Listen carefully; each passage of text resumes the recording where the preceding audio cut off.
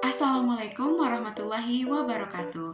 Halo Sobat RNA, perkenalkan nama saya Alia Nisrina, biasa disapa Alia. Saya berasal dari kelas pendidikan IPA-E BP22. Jadi pada hari ini saya akan memaparkan suatu materi yaitu tentang pewarisan sifat. Seperti yang kita ketahui, ini adalah materi untuk siswa-siswi kelas 9 SMP.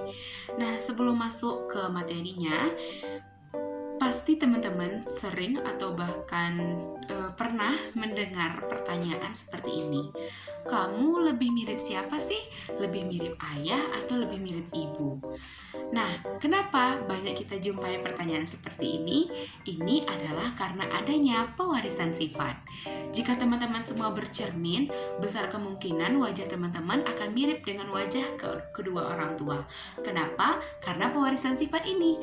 Jadi dapat kita simpulkan, pewarisan sifat itu adalah penurunan sifat atau kesamaan dari orang tua kepada keturunannya.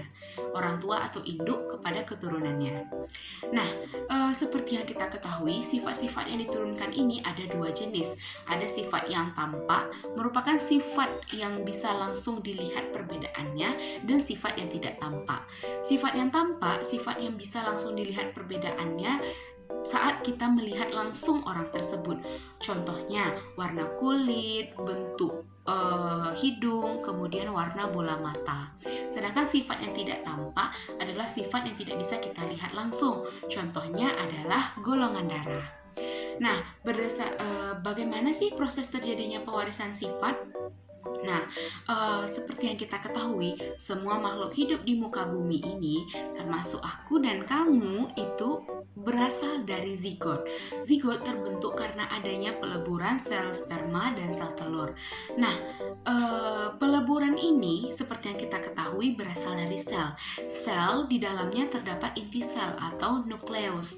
Nukleus ini mengandung benang-benang halus yang terdiri dari banyak gen, kemudian terdiri juga atas kromosom.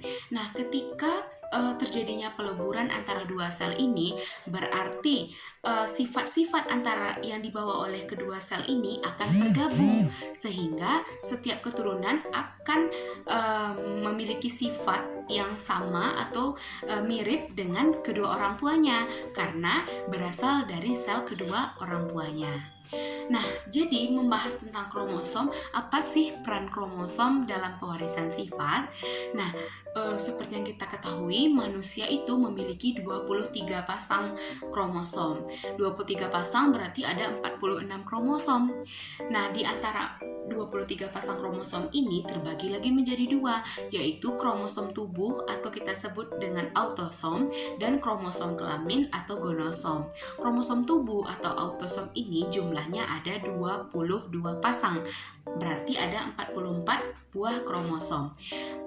Pada kromosom tubuh atau autosom ini adalah diturunkan pembawa sifat atau kesamaan, di mana pada 22 pasang kromosom ini tidak akan menentukan jenis kelamin dari keturunan. Sedangkan jenis yang kedua yaitu gonosom atau kromosom kelamin. Kromosom kelamin itu jumlahnya hanya sepasang, yaitu pada laki-laki adalah kromosom X dan kromosom Y, sehingga sering kita simbolkan dengan XY. Sedangkan pada wanita itu adalah kromosom X, sepasang kromosom X. Jadi kita simbolkan dengan XX.